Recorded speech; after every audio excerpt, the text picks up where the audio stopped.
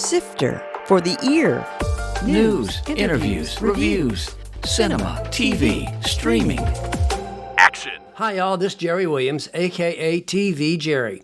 The Byrd Theater Foundation has already replaced the seats in the center section of the theater. Now they're working on the balcony level. The 1928 original cast iron in-aisle standards have been shipped off for rehabilitation so they can be reused to maintain the original look and feel. The new seats will be wider than the original 19 inches, and they're designed to match the completed center section of the main auditorium downstairs.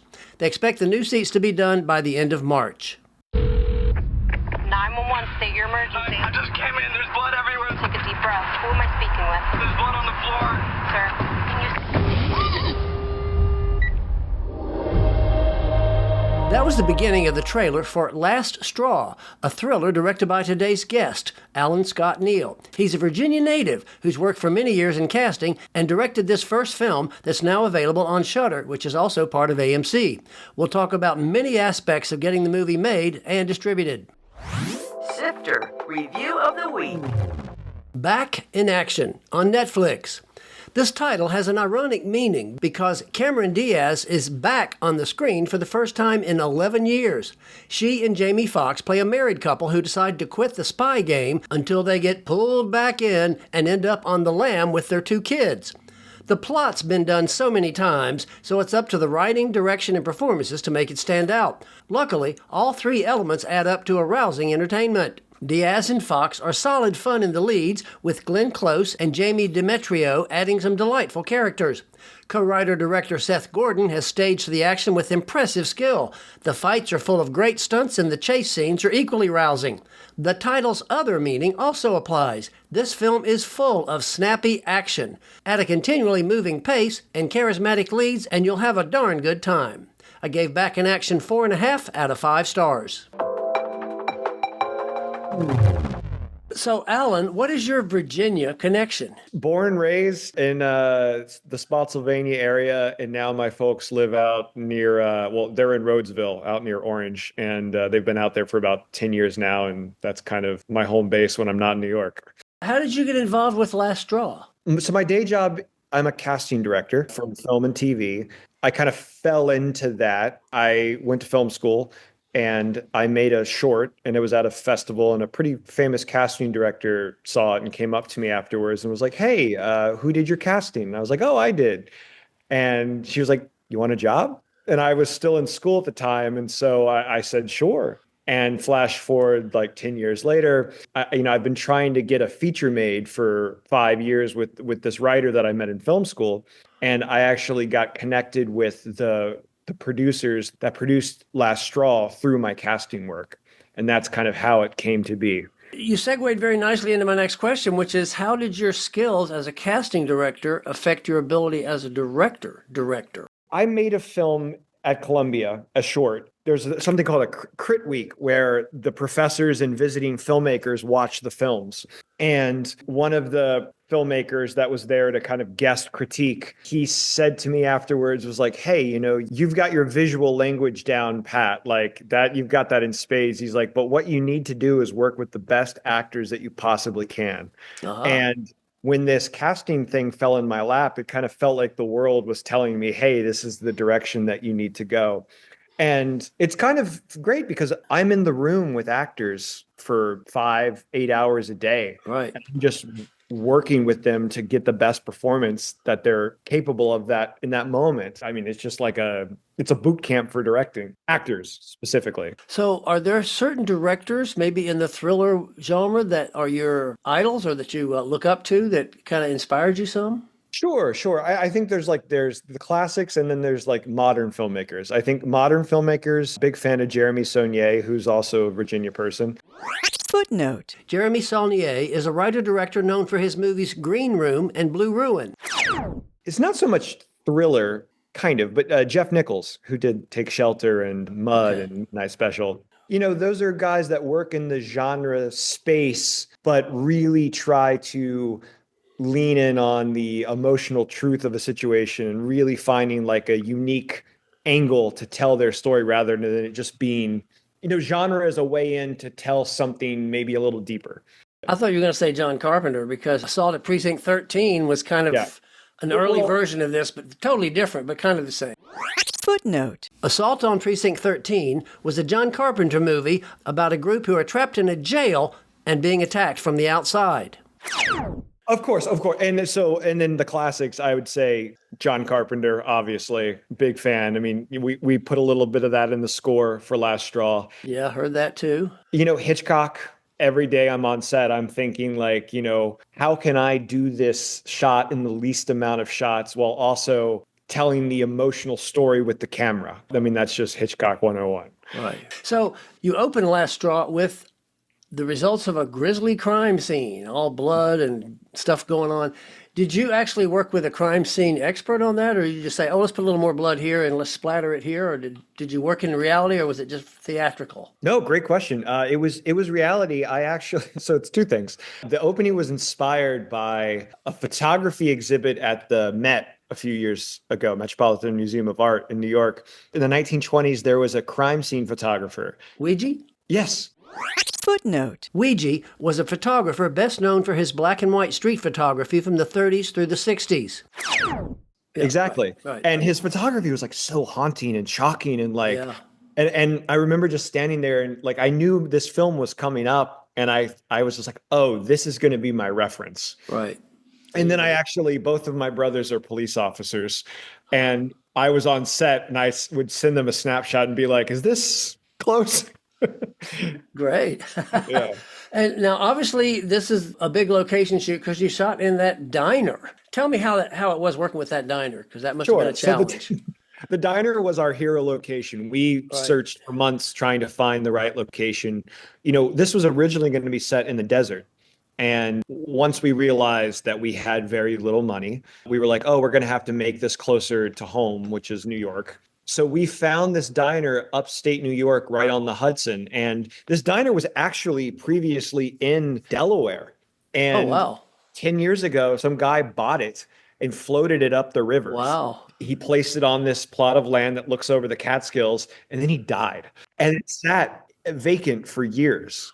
And so it was a completely vacant diner. Oh, how convenient. None of the equipment worked. So, we had to pretend they were cooking, and we added like digital smoke in post and stuff because we couldn't actually plug anything in. Being a director myself, the one thing I kept looking at is there's glass everywhere. Where do you put the lights so that you can't see them reflected in the glass? I know that was a challenge. I'm sure it was. Sure. Yes. So Andre, our DP, very talented gentleman, we used a lot of Stereotubes. Footnote. An Stereotube is a type of LED light that's shaped like a traditional ceiling fluorescent. And we actually just lit the diner with Bluetooth controllable lights. So all of the lights we re-rigged with things that we could control. So most of the diner was lit with practicals. Oh, okay. We installed, and then we would just kind of bounce and throw a magnetic light if we needed a little more bounce. But again, I can't stress, we had very little money, even though I think the movie looks a lot more expensive than it does. It was basically just Andre and I and an assistant like lighting everything too. Wow. And you can't say that low budget is an excuse anymore, because look at Brutalist. It just got Best Picture at the Golden Globes. I think he made it for like 12 million or 15 million or something. Oh yeah. My gosh, you look at the Brutalist and you'd think that was shot for $100 million. Yeah. So it does happen nowadays. You can make it. And yours does look good. It does look, like a real movie. It doesn't look like an indie film. We shot the movie for, I think all in, we were at 250,000. Wow. Was our full final budget, which is, not much, but Yeah. We knew that we had limited resources. And so we tried to push people out of their comfort zones on what a slasher might be. Right, and I think people kind of come in thinking it's one thing, and then it kind of turns into something else. And people are either like really down, or they're just like, fuck you. Yeah. And that's been really interesting and fun. Getting away from the diner, there's also a really nice little monologue dialogue in a car driving along. I'm assuming that wasn't processed because of the budget. You were actually in the car shooting that with cameras. So the actor, Taylor Kowalski, who's a great actor that I met down in North Carolina years ago, and we kind of made stuff together. He's doing that monologue. I'm actually driving the car and I have a monitor in my lap. Right. And the camera guy's in the bed. I'm also running sound. So I'm trying to drive. I'm monitoring performance and controlling the sound while just on a side road. The issue with that truck is that it kept breaking down. Oh, great. And so in between takes, I would have to like pop the hood open and mess with some things. And we almost didn't get it. We almost had to reshoot everything because the truck stopped working. It's an interesting point about this movie. Almost every character is surly. Yes. Even the heroine yes. and the cops. Everybody's kind of surly in this movie. Yes. That's kind of an interesting approach there, to not have to Yes. look for the warmth and the humanity. It's interesting. I mean, this is a note that we got from the beginning. I agree that people are surly. I disagree with the idea that you can't make a film with characters that are, having bad days.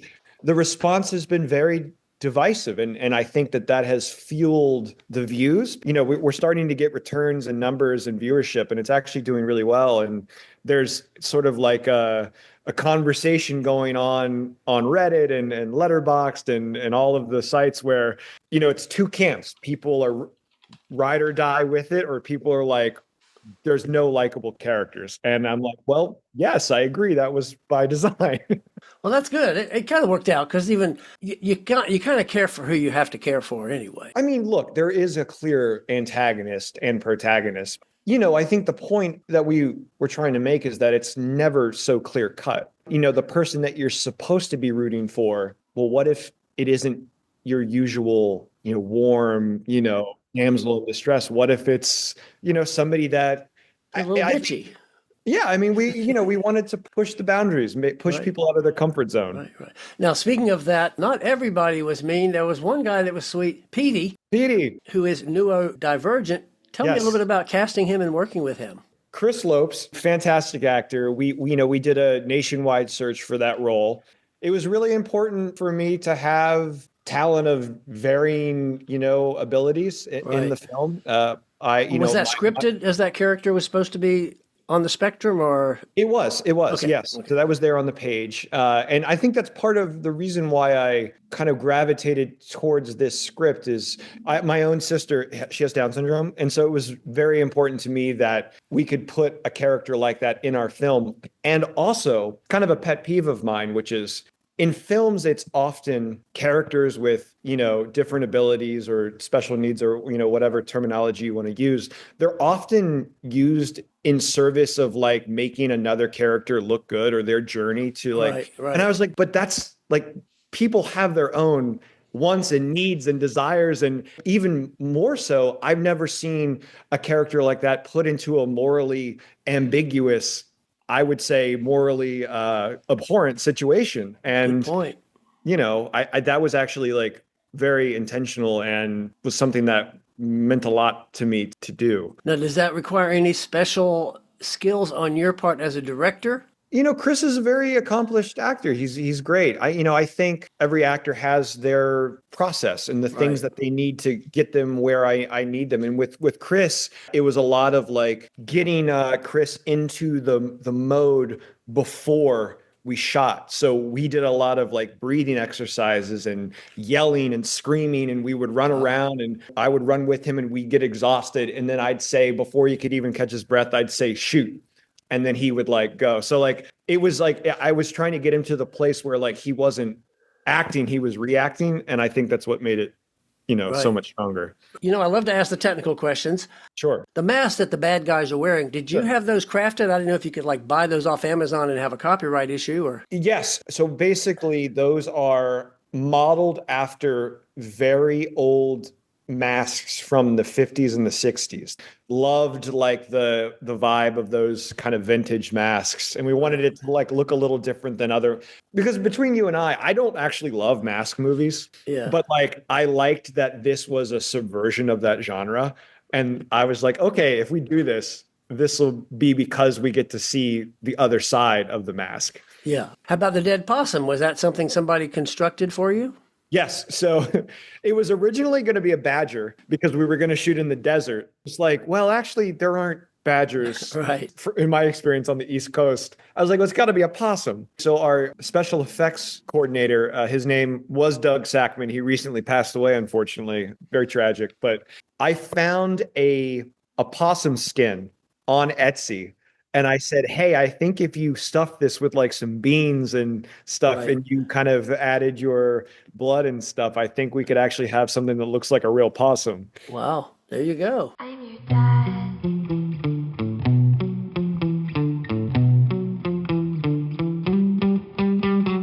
dad. I'm Your Dad. That's a great dance number. Where did the song come from and who choreographed it? So the song came from this really great Southern band called Girlwood. They're based out of Alabama or Texas, I can't remember. One of our producers also has a record label, and they were on his record label. So that's kind of how we got access to that song. And it's a pretty big song, and so it was a pretty cool get for us. Jessica Belkin, who's our actor, basically, I said, hey, we're going to dance to half this song. I'm not going to choreograph this, so it's all you. And so between me and the DP and Jessica, it kind of just came organically from that. Like I gave her the space for like 30 minutes before we started filming. And, I was like, hey, I need you to hit here at this point in the song, here and here. What happens in between is all you. Now, you talk about luck. You shot outdoors at least once when there was a full moon. Was that CGI or was that just luck? Or did you plan to shoot on a full moon night? No, it was all just pure luck. We were shooting outside and like, oh, we should shoot up. And Tilt up. There's a moon up there. So the night that we actually shot that, it was like the first night that kind of the moon started peeking through the clouds, and Oh, great. kind of serendipitous, but it was not planned at all. Now, I'm assuming, again, because of budget, when the boyfriend unfortunately has to die, I don't want to. Oh, Bobby, yes. I'm assuming that was not a dummy or visual effects. He was just having to lie there looking dead for quite a while. Yes. Love Joji. Joji is somebody that I found when I was casting the second season, working on casting the second season of Euphoria. And, he was a real trooper. We had never actually intended for his face to be seen, but it got to the point where I realized, oh, this could actually be very powerful. And Joji, he killed. He played dead. He played dead like a boss. He did. Last Straw is now airing on Shudder. Congratulations. That's Thank great. you. How did that happen? So we made the film, and when we were in the rough cut stage, there was a company called Bluefinch out of the UK that our producers had a connection with, and they wanted to see a rough cut, and they saw it, and they were immediately like, hey, we'd love to, be your sales company worldwide. And we're like, Great. They were very gung-ho, and we were able to make a sale to Shout Studios, and they were very gung-ho about the film, and so they did a really great job releasing it on VOD and in some theaters.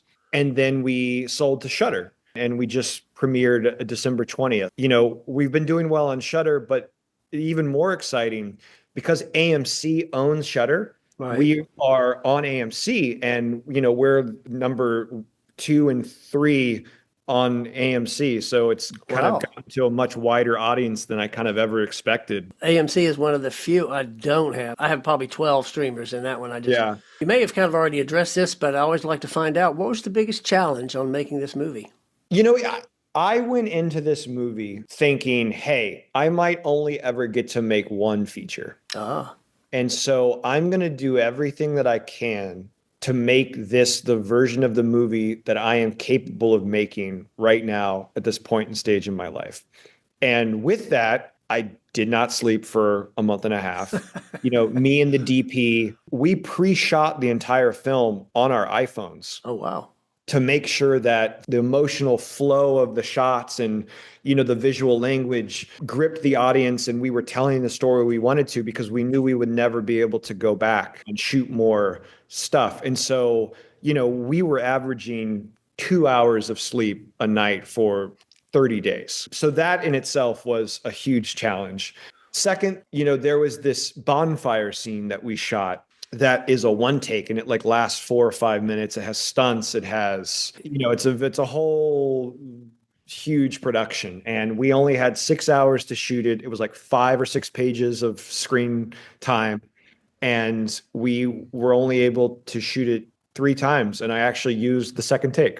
Oh, there you go. Good. Yeah. Good. Next time, I guarantee you probably won't shoot a night film, at least not outside, unless you can shoot in the Oh, studio. unfortunately, we are already working on something with the same team. And of course, it takes place at night. So this time I'm just going to be mentally prepared to go in.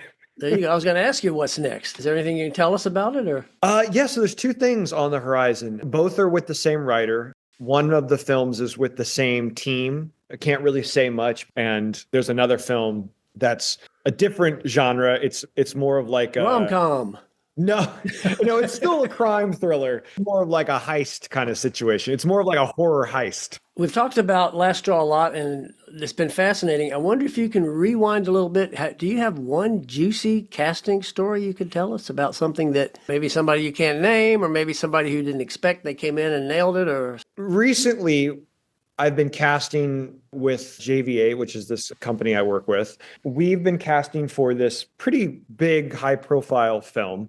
We've been auditioning actors that normally wouldn't audition because they're in a place in their career where they don't need to, right? But this is like a film with a certain level of prestige. So, sometimes people will come in and, right. We've been doing a lot of like full improv auditions. So there's no screenplay, no script release. It's just actor comes in, we give them prompt, go. And that's a very like unique way of working. That's not really how it works. And we had this one guy come in. Who shall go unnamed. We'd all know the name if we heard it. Sure. Oh, yeah, exactly. Of course.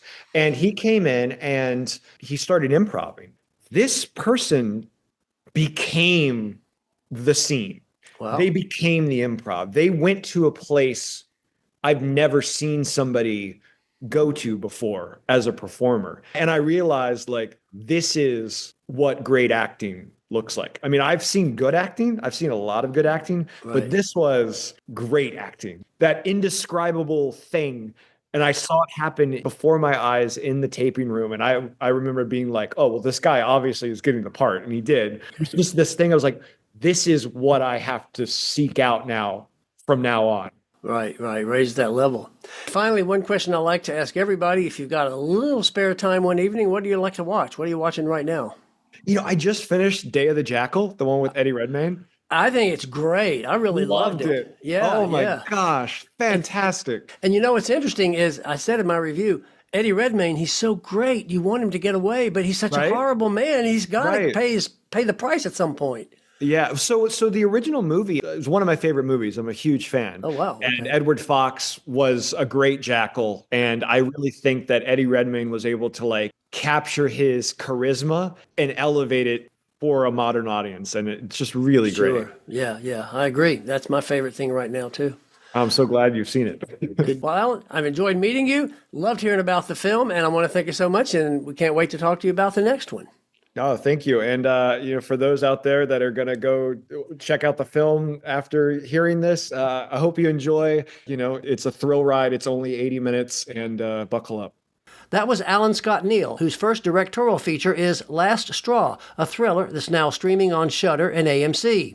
I'll have links to the movie on the webpage for the show at TV Jerry. Coming soon. In theaters. Presents. This is a thriller from Steven Soderbergh that follows a family in their new home, but it's shot from the perspective of the ghost that haunts the property, with Lucy Liu and Julia Fox. Flight Risk. A pilot transports an air marshal who's taking a fugitive to trial, but things go wrong in the Alaskan wilderness. Directed by Mel Gibson and starring Mark Wahlberg, Michelle Dockery, and Topher Grace. TV and streaming. Paradise on Hulu. Did Randall Pearson murder the President of the United States?